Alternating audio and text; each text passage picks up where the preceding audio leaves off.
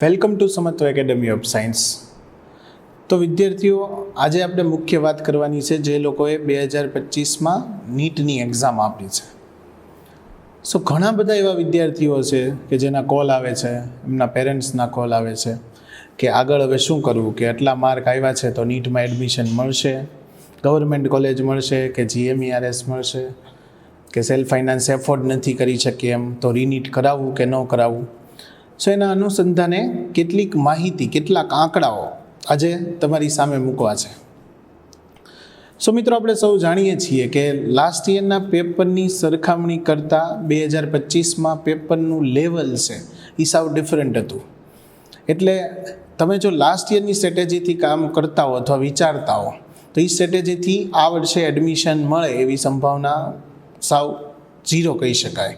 કારણ કે આ વખતેના પેપરની ટફનેસ એટલી હતી કે જેથી ટોપ લેવલે જે રેન્ક છે એમાં ઘણું બધું ડ્રાસ્ટિક ચેન્જ આવે એવું આપણે કહી શકીએ, કે ઘણો બધો ફેરફાર આવવાની સંભાવના રહી છે.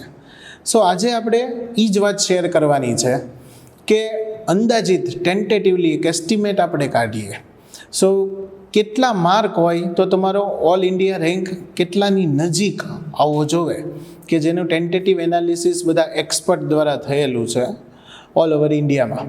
સો એના ઉપરથી એક સ્ટ્રેટેજી તમે બનાવી શકો ને તમે આગળ ડિસિશન લેવા બહુ તમને ઇઝી પડશે, કે જેથી તમે સરળતાથી ડિસાઇડ કરી શકો કે ભાઈ આટલા માર્કે આટલાની નિયર એબાઉટ આપણો રેન્ક હશે. સો આગળ રીનીટ વિશે વિચારતા હો તો તમે એમાં આગળ વધી શકો, અથવા બીજી કોઈ બ્રાન્ચમાં તમારે જવાનો વિચાર હોય તો તમે એમાં આગળ વધી શકો. અને કઈ કોલેજમાં મળશે જેનો ટેન્ટેટિવલી આઈડિયા કે MBBS મળશે નહીં મળે એનો તમને આવી જાય. સો એ હેતુથી આપણે આ વિડીયો આજે બનાવેલ છે. સો હું તમને પહેલાં કેટલા mark versus all India rank, so એની એક સ્ટ્રેટેજિક આઈડિયા હું તમને આપું. જનરલી જરૂર લાગે તો વિદ્યાર્થીઓ એને નોટ ડાઉન કરી લેશે. સો આ વખતેના પેપર મુજબ આપણે એવું કહી શકીએ કે જો વિદ્યાર્થી 670+ માર્ક સ્કોર કરે, જે ખરેખર બહુ અઘરી વાત હતી, કારણ કે એના માટે એમણે આખું ફિઝિક્સ અટેન્ડ કરવું પડે, જે મોટાભાગના વિદ્યાર્થીઓને એમાં ટાઈમને લગતા ઇસ્યુ ક્રિએટ થયા હતા. પણ છતાંય આ તો આપણે એવું ઇમેજિન કરીને આલીએ કે કોઈ વિદ્યાર્થીએ ફિઝિક્સ કમ્પ્લીટ અટેન્ડ કર્યું અથવા પહેલાં ફિઝિક્સ કર્યું હોય કે આવી કંઈક સર્કમસ્ટન્સીસ હોય અને 670+ જો એ આરામથી સ્કોર કરી જાય તો એનો ઓલ ઇન્ડિયા રેન્ક છે એ લગભગ ટેન્ટેટિવલી 1 to 10ની વચ્ચે આવી શકે, જો તમારે 670 કરતાં વધુ માર્ક હોય. એની પછીનું નેક્સ્ટ સ્ટેજ આપણે વિચારીએ કે જો તમારે 650+ એટલે કે 650થી 670ની વચ્ચે માર્ક હોય, સો તમે ઓલ ઇન્ડિયા કેટેગરી રેન્ક તમારો 100ની નજીક આવવાના ચાન્સ છે, કે 11થી લઈને 100ની વચ્ચે આવે. સો આનો મતલબ મિત્રો એવો થયો કે જો તમે 650 ઉપર સ્કોર કરો તો એ એક્સ્ટ્રા ઓર્ડિનરી છે. એટલે 650 ઉપર જો માર્ક મેળવ્યા હોય તો એ એક્સ્ટ્રા ઓર્ડિનરી છે. સો ટોટલ નીટ દેવાવાળા જે વિદ્યાર્થીઓ છે 20 લાખ આપણે અંદાજિત કહીએ, સો એમાંથી માત્ર 100થી વધીને કદાચ પ્લસ ઓર માઇનસ રહે તો 100થી 150 વિદ્યાર્થી એવા છે કે જે 650+ સ્કોર કરી શકે, એવું આપણે આના ઉપરથી ટેન્ટેટિવ આઈડિયા કહી શકીએ. પછી આંકડાઓમાં થોડા ઘણા ફેરફારો આવવાની પૂરેપૂરી સંભાવના આપણે કહી શકીએ. પણ આ એક રફલી તમારા મગજમાં હું પેપરના લેવલને આધારે એક આઈડિયા બનાવું છું. સો 650 ઉપર સ્કોર છે એ તમે કમ્પ્લીટલી સેફ છો કે તમે ટોપ લેવલની ઇન્ડિયન ઇન્સ્ટિટ્યૂટમાં એડમિશન લઈ શકો. એની પછી જો વાત કરું, જો તમારો સ્કોર છે એ 630થી 650ની વચ્ચે છે તો તમારે ટેન્ટેટિવલી રેન્ક છે એ 500ની અંદર આવે, એટલે કે પહેલાં 500 સ્ટુડન્ટ નીટમાં હશે એમાં તમે ઇન્ક્લુડેડ હો, જો તમે આટલું એટેન્ડ કરી શક્યા હો. એનાથી હજી થોડીક ડાઉન વાત કરીએ, જો તમે 600+ સ્કોર કરો છો એટલે 600થી 650ની વચ્ચે જો લગભગ તમારો સ્કોર હોય, 1000 રેન્કમાં આવી જાવ એટલે કે પહેલાં 1000 સ્ટુડન્ટમાં તમે ઇન્ક્લુડ થઈ શકો. હવે જો મિત્રો આ એક આંકડો યાદ રાખો કે લાસ્ટ યર આ વર્ષની પરિસ્થિતિ કંઈક એવી છે કે જો તમે 600+ સ્કોર કરો, ફર્સ્ટ 1000 સ્ટુડન્ટમાં તમે મે બી ચાન્સ છે કે તમારો રેન્ક આવી જાય, મે બી એમાં થોડું ઘણું ડેવિએશન આવી શકે. હવે હું તમને લાસ્ટ યરની પરિસ્થિતિની વાત કરું. સો લાસ્ટ યરમાં સમત્વના જ કેટલાક સ્ટુડન્ટ, એના જ આપણે ઉદાહરણ લેશું. જેમ કે એક સ્ટુડન્ટ હતો આપણે MD જૈન, જે રીનીટ કરતો હતો. સો MD જૈનને લાસ્ટ યર હતા 651 માર્ક, ટોટલ 651 માર્ક હતા અને એનો ઓલ ઇન્ડિયા રેન્ક છે નિયર અબાઉટ 26,120 આસપાસ હતો. સો મિત્રો તમે વિચારી શકો છો કે લાસ્ટ યર 651 માર્કે તમારો રેન્ક નિયર અબાઉટ 26,000 સમથિંગ હોય, અને આ વર્ષે મેં તમને જે સ્ટેટિસ્ટિકલી આંકડા દીધા એ મુજબ તમે વિચારી શકો કે આ 600+ માર્ક હોય તો પહેલા 1,000 કે 2,000 સ્ટુડન્ટમાં તમારો રેન્ક આવવાની પૂરેપૂરી સંભાવના છે. સો આ તમને દેખાડે છે કે 101 માર્કનો 100 માર્કનો લાસ્ટ યરના કટ ઓફ અને આ વર્ષના કટ ઓફમાં ક્લિયર કટ ડિફરન્સ એવું કહી શકીએ. હજી આપણે એક ઉદાહરણથી સમજવાનું ટ્રાય કરીએ.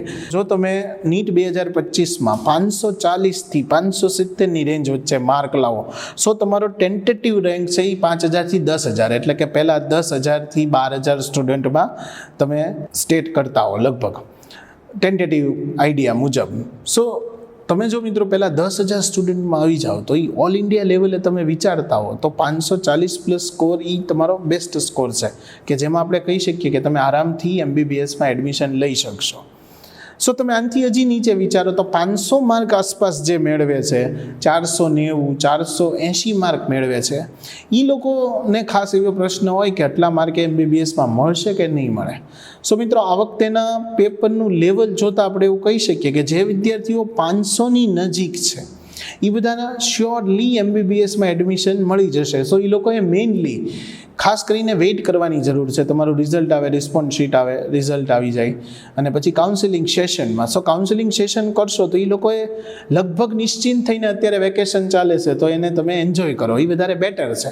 કારણ કે જે વિદ્યાર્થીઓ આ પેપરમાં 480 490 માર્ક જેવા સ્કોર કરે, 500 સુધીના સ્કોર કરે, એવા વિદ્યાર્થીઓના પૂરેપૂરા ચાન્સ છે કે MBBS. હવે પછી કોલેજની ટાઈપ અલગ અલગ હોઈ શકે, કે GMERS હોઈ શકે, કે સેલ્ફ ફાઇનાન્સ હોઈ શકે, પણ MBBSમાં જવાના એ લોકો પાસે બધા રસ્તા ઓપન છે એવું આપણે કહી શકીએ.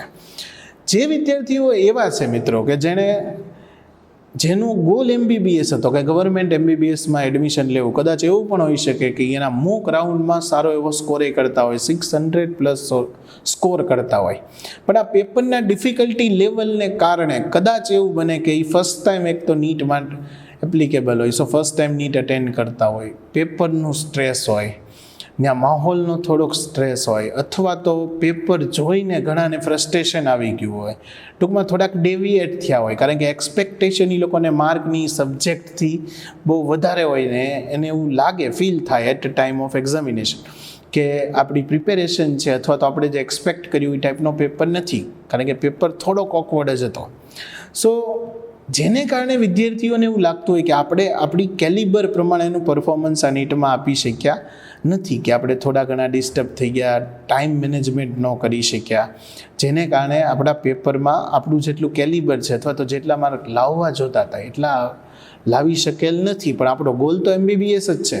આવા જે વિદ્યાર્થીઓ છે મિત્રો કે જેને એવું ડિસાઇડ જ છે, ટૂંકમાં લાઈફનું ફોકસ ડિસાઇડ છે કે ના MBBS જ કરવું છે મેડિકલ લાઇનમાં અને ગવર્મેન્ટ કોલેજમાં એડમિશન લેવું છે અથવા તો GMERSમાં લેવું છે, પણ MBBS કમ્પલસરી કરવું છે.